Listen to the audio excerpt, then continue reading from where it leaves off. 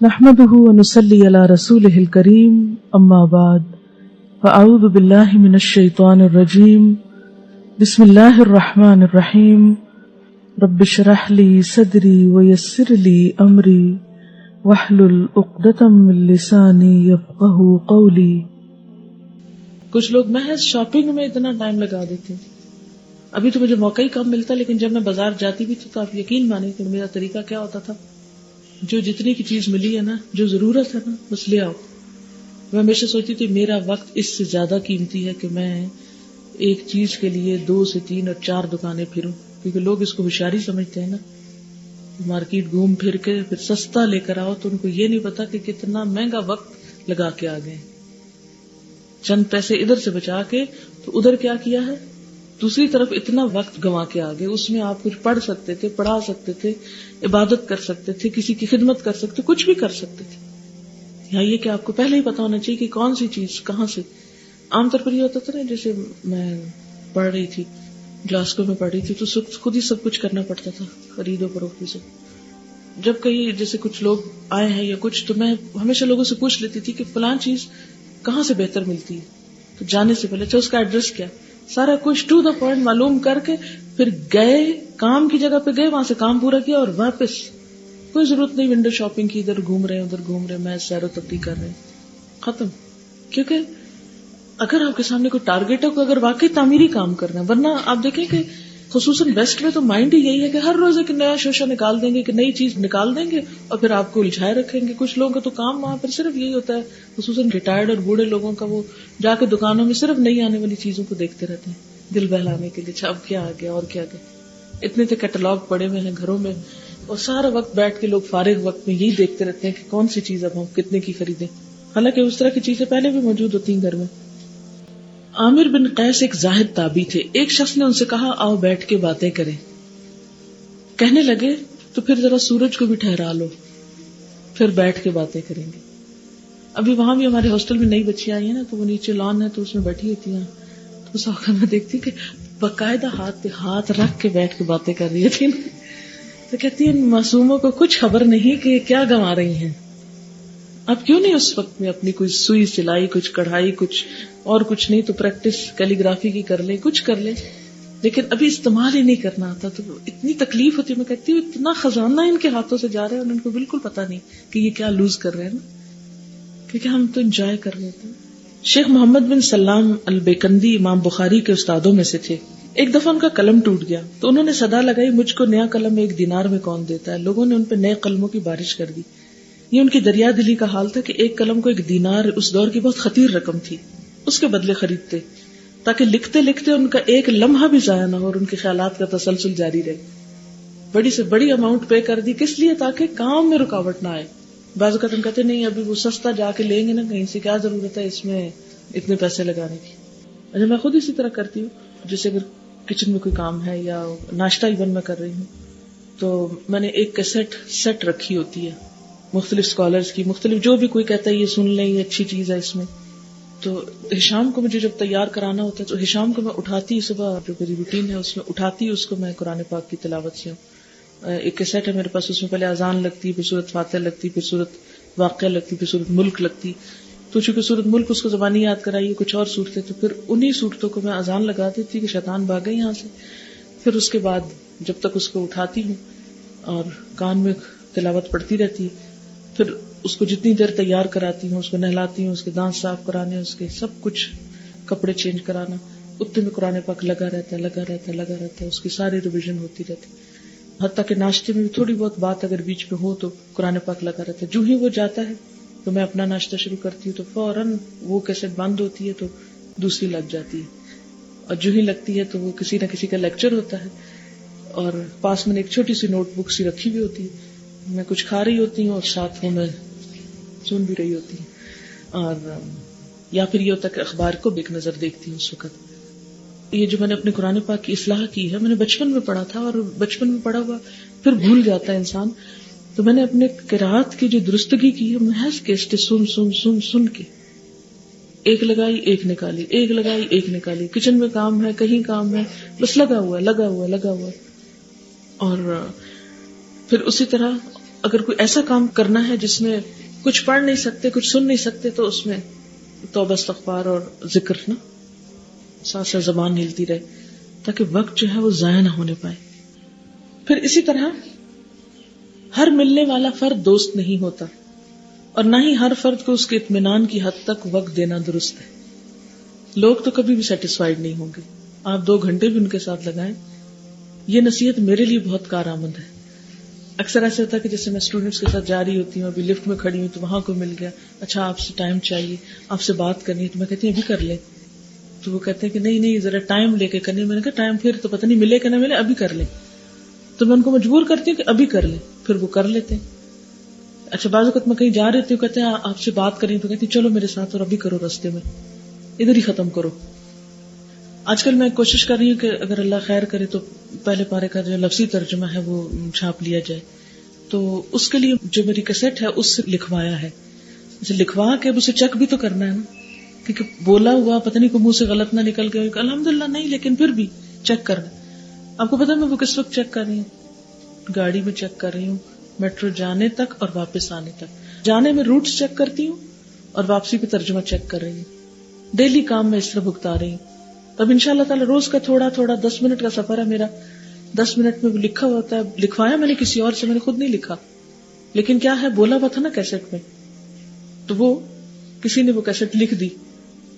اب دوسری بچی کو میں نے کہا کہ آپ اس کو ایسے لکھو, طریقہ بتایا, اس سے وہ اس پہ نقل کر رہی. اپنے اس بولے کو دوبارہ چیک کرنے میں اب میں گاڑی کا وقت استعمال کر. اگر روزانہ اللہ تعالیٰ سے تندرستی دے اور خیریت رکھے تو وہ روزانہ اگر اس طرح ہوتا گیا تو وہ کام کسی نہ کسی دن اللہ کرے گا تو ہو ہی جائے گا. لیکن اگر میں یہ چاہوں کہ مجھے دنیا کے کاموں سے فرصت مل جائے اور میں اس کو بیٹھ کے توجہ سے اپنے ہاتھ سے لکھوں, خود بولے ہوئے کو خود نقل کروں, خود سب کچھ کروں, تو وہ کس دن ہوگا؟ وہ نہیں ہوگا, ابھی تک نہیں اتنے سالوں میں ہو سکا. اس کے لیے اللہ سے دعا مانگی اور اب میں نے اس کو کرانا شروع کیا, کیونکہ ہر کام جب آپ خود کرنے بیٹھ جاتے نہیں ہو سکتا. اس طرح کیا ہو رہا ہے, 2-3 لوگوں کو میں نے اس میں انوالو کیا جن سے میں کام کرا رہی ہوں نا, ان کی بڑی ٹریننگ ہو رہی. انہی کو کہتی ہوں دیکھو یہ یہاں یہ نہیں, یہ ہونا چاہیے. کیوں نہیں ہونا چاہیے؟ اس لیے کہ یہاں یہ یوں اوپر ماضی آ رہا ہے, یوں مضارع آ رہا ہے, یہ ادھر آ رہا ہے, یہ اس کا یہ ایکسپریشن آ رہا ہے, یہ یہاں سوٹ کرتا ہے. اب ادروائز تو ان کو بھی ہو کہ شاید ہم پتہ نہیں کاتب بھی بیٹھے ہوئے لکھ رہے ہیں, لیکن جب وہ سن کے دوبارہ لکھتے ہیں تو ان کا ترجمہ پختہ ہو رہا ہے. اگر میں ان کے سامنے ان کی تصحیح کر رہی ہوں تو ان کے علم میں اضافہ ہو رہا ہے. استاد سے ایک بات کہتی, میڈم آپ کیسے یہ بات سوچتی, ہمیں کیوں نہیں سوچ آتی؟ میں نے کہا میں نے اپنے استادوں سے سیکھی, مجھے بھی کوئی خود سے نہیں آئی. آپ کسی سے سیکھتے ہیں, آپ پھر آگے سکھاتے ہیں, تو اس طرح ایک کام ہو جاتا ہے. تو اس طرح ایک دن غلطی کی, دوسرے دن کی, دوسرے دن پھر اصلاح کی, تیسرے دن کی, ایسے نہیں ایسے, ایسے نہیں ایسے. اب وہ جو کر رہی ہیں ماشاءاللہ وہ قابلیت ان کے اندر ہے, پوٹینشیل بہت ہے, لیکن طریقہ نہیں ہے. اب وہ طریقہ میں سکھا رہی کہ نہیں اس طرح نہیں اس طرح. تو اس سے کیا ہو رہا ہے کہ اسی کے اوپر ہی کریکشن ہو رہی ہے, چل رہا ہے. اب میں سوچ رہی ہوں کہ جب وہ ایک دفعہ کریکشن ہو جائے گی تو پھر اس کے بعد ایک کریکشن اور اس پہ لگ جائے گی, تو انشاءاللہ اس طرح کر کے اس قابل تو ہوگی. جس میں نے ابھی بتایا نا کہ میری کراچی جا کے پرائرٹی یہ ہے کہ میں کچھ چیزیں ایسی تیار کر لوں کہ جو اسٹوڈنٹس کو آئندہ فائدہ دے. مثلا کئی لوگ سلو رائٹر ہوتے ہیں, کلاس میں کچھ مس ہو جاتا ہے, لکھ نہیں سکتے, تو ایٹ لیسٹ وہ سپارہ ہوگا. کیونکہ اب تک جتنے بھی لفظی ترجمے ہیں جو میری نظر سے گزرے وہ میری سیٹسفیکشن کے مطابق بالکل نہیں ہے, کیونکہ وہ یا تو اردو سے بہت دور ترجمہ کریں گے یا وہ ایسی زبان استعمال کریں گے کہ وہ عام فہم نہیں ہے. تو الحمدللہ یہ ہے کہ دیکھیں, باقی تو مکمل کسی کام کا ہونا اور فائدے کا ہونا یہ اللہ کے اذن سے ہوتا ہے, اللہ کے اذن سے. تو یہ بندے میں کوئی قابلیت نہیں ہوتی, لیکن بندے کا کر لینا. اور ایک بڑی خوبی ان بچیوں میں یہ ہے کہ جو میں کہتی ہوں وہ کر لیتی ہے. جیسے ابھی یہ تھا نا اپنی مرضی کرنا, کچھ لوگ اپنی مرضی بہت کرتے ہیں نا, پھر وہ دوسرے کے ساتھ چل نہیں سکتے, کوآرڈینیٹ نہیں کر سکتے. ٹھیک ہے ایک اچھا مشورہ آپ دے سکتے ہیں استاد کو, لیکن جو کہا جائے وہ کیا نہ جائے تو پھر نہیں کام ہوتا. یا آپ کچھ کہہ رہے ہیں دوسرا کچھ اور سمجھ رہا ہے, پھر بھی نہیں کام ہوتا. تو اسی طرح یہ ہے کہ آپ سے پہلے کہ جو بھی آپ کے آس پاس تجربہ کار لوگ ہوں, اب دیکھیں کہ اپرینٹس شپ ہوتی ہے, ہاؤس جاب ہوتا ہے, حتیٰ کہ موچی کا کام بھی جو سیکھتے ہیں تو کیسے سیکھتے ہیں؟ استاد جی کے پاس بیٹھتے ہیں نا, پھر اسی طرح وہ جو مکینک بنتے ہیں تو کسی اسکول کالج میں جا کے ڈگری لیتے ہیں، کہاں بیٹھ کے سیکھتے ہیں؟ درزی کیسے بنتے ہیں؟ کسی کالج سے بنتے ہیں درزی؟ کتنا بڑا ہنر ہے ان کے پاس، کہاں سے سیکھتے ہیں؟ استاد سے سیکھتے ہیں۔ کب سیکھتے ہیں؟ جب انسان اپنے آپ کو استاد کے حوالے کرتا ہے۔ حضور صلی اللہ علیہ وسلم کے پاس آئی تھی حضرت ام سلیم، حضرت انس کے ہاتھ پکڑ کر، 10 سال کے تھے، یا رسول اللہ صلی اللہ علیہ وسلم یہ میرا بچہ آپ کے حوالے ہے، یہ لکھنا جانتا ہے، اس سے کام لے۔ اب جو انہوں نے بتایا انہوں نے کیا، یہ بہت ضروری ہوتا ہے۔ الحمدللہ اسی طرح اب میرا دل چاہتا ہے کہ گرامر کی کتاب مکمل ہو جائے، دل چاہتا ہے اور کورس کی کتابیں مکمل ہو جائے۔ بتانے کو میں تیار ہوتی ہوں، لیکن بسا اوقات یہ ہوتا ہے کہ جب میں بتاتی ہوں وہ نہیں کرتے، وہ کچھ اور کرتے ہیں، تو گڑبڑ ہو جاتی ہے۔ تو اب میں اگر یہ کہوں کہ یہ کام میں خود کروں، کیا ضرورت ہے؟ دیکھیں ایک بات ہے، اگر آپ کسی کو نیکی کا موقع دیتے تو وہ آپ کے حصے میں نیکی نہیں لکھی جائے گی، یہ بھی تو سوچنا چاہیے۔ اس کے بارے میں ایک بہت خوبصورت حدیث میں نے پچھلے دنوں پڑھی ہے، جو شاید کہیں پہلے پڑھی ہو لیکن اتنی سمجھ نہیں آئی تھی۔ وقت کے ساتھ ساتھ انسان میچور رہتا ہے تو سمجھ پہ بھی فرق پڑتا ہے اپنے۔ وہ حدیث کچھ یوں تھی کہ نبی صلی اللہ علیہ وسلم مسجد میں بیٹھے ہوئے تھے نماز پڑھنے کے بعد، اتنے میں ایک شخص آیا اور وہ نماز پڑھنے لگا۔ آپ نے اسے کہا ٹھہر جاؤ، اپنے صحابہ کو فرمایا تم میں سے ہے کوئی شخص جو اس پہ صدقہ کرے؟ تو انہوں نے کہا کہ کس طرح صدقہ کریں؟ آپ نے فرمایا ہے کوئی جو اس کے ساتھ دوبارہ نماز پڑھے تاکہ اسے جماعت کا ثواب مل جائے؟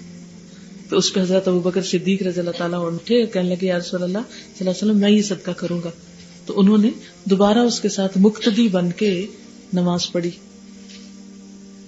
حالانکہ ان کی تو فرض ہو چکے تھے، وہ ان کو پڑھا رہے تھے، ان کی مدد کر رہے تھے اور اپنی نفل نماز پڑھ رہے تھے۔ ان کو دوبارہ نفل کا فائدہ مل گیا، اس شخص کو جماعت کا فائدہ مل گیا، اس کو ایک سپورٹ مل گئی۔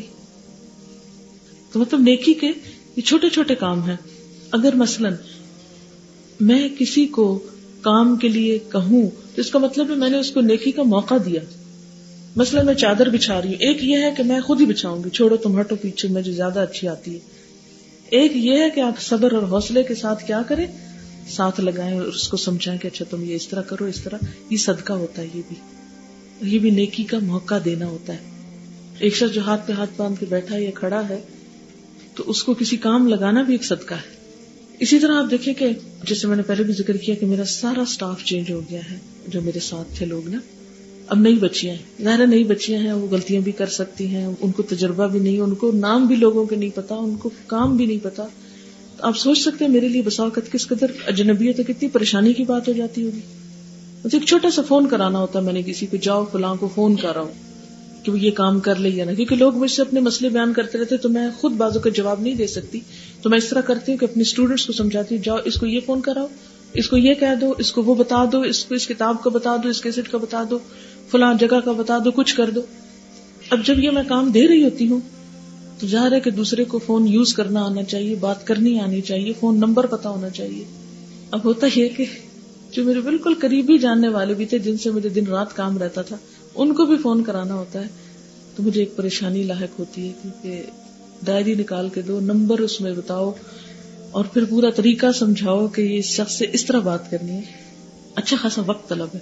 لیکن پھر میں سوچتی ہوں ان کو کام آئے گا نا اگر یہ کریں گی، تو جو سیکھے ہوئے وہ تو میرے لیے آرام کے ہیں، مجھے اشارہ کرنا ہوتا ہے، کیونکہ میرے پچھلے سٹاف میرے اشارے سمجھتا تھا نا، میں صرف اس طرح کرتی تھی، اس طرح کرتی تھی، ادھر کرتی تھی، تو وہ پورا کام ہو جاتا تھا۔